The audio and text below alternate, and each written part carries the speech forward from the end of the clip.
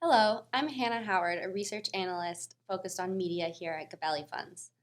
Today I will be discussing the music industry and highlight two names in particular that we continue to like longer term: Universal Music Group, UMG, and Warner Music Group, WMG. The quality of the music business has improved significantly in recent years as advances in technology and evolving consumer consumption trends have led to the rise of streaming, which has accelerated the shift from one-time lumpy sales of physical products to a recurring subscription-based model. And the sector continues to benefit from the rise in digital consumption of music and music-based entertainment.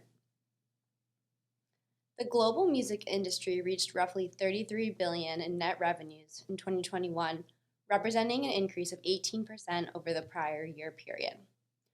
Music remains one of the most under-monetized forms of entertainment today, and consumer spend on music is expected to remain resilient despite a more challenging near-term macro environment.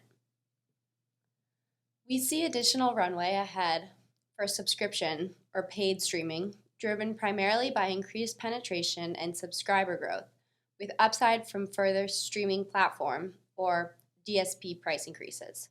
While paid music streaming has reached 500 plus million subscribers globally, penetration remains below what the Nordics have reached, even in the most developed markets.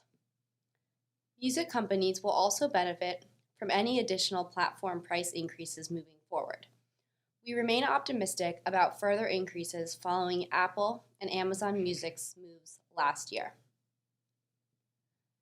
Ahead of the upcoming DSP renewal cycle, there is also an industry-wide push for changes to the way payments from streaming platforms are allocated to a more artist-centric model. The majors have been losing share to an increasing amount of non-artist and fraudulent streams, which, although do not drive any real value to the platforms, are hurting the music companies under the current economic model, which is based on market share. While ad-supported streaming unsurprisingly remains softer in light of the current macro environment and uncertainty, this side of the business has benefited from the growth in YouTube and other platforms in recent years. Ad-funded streaming is expected to become a much larger portion of the business in the future versus where it is today. Regulation around music rights has also improved in recent years, benefiting content owners, and we could see additional upside as changes are implemented and take effect. So despite current macro headwinds, we anticipate healthy growth from both paid and ad-supported streaming longer term, and expect new and emerging platform deals will be incremental as monetization steps up with renewals over the next several years. Considering all of these factors, our long-term outlook for the global music industry remains intact from where we sit today.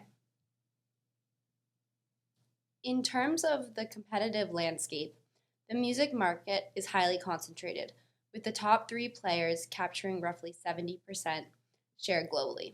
Both Universal Music Group, which is the number one global player, and Warner Music Group, the number three player globally, trade publicly as standalone music companies. We believe both UMG and WMG are positioned to capitalize on the positive trends impacting the music industry, given their positions as the top players in the space. Warner Music and Universal trade at roughly 17 and 18.5 times EBITDA, respectively, which is below the more recent, larger-scale representative transaction comps available, including Pershing Square's stake in UMG and Sony Music's acquisition of EMI Publishing at roughly 19 to 20 times EBITDA. And accordingly, we view them as attractively priced at this time. Thank you.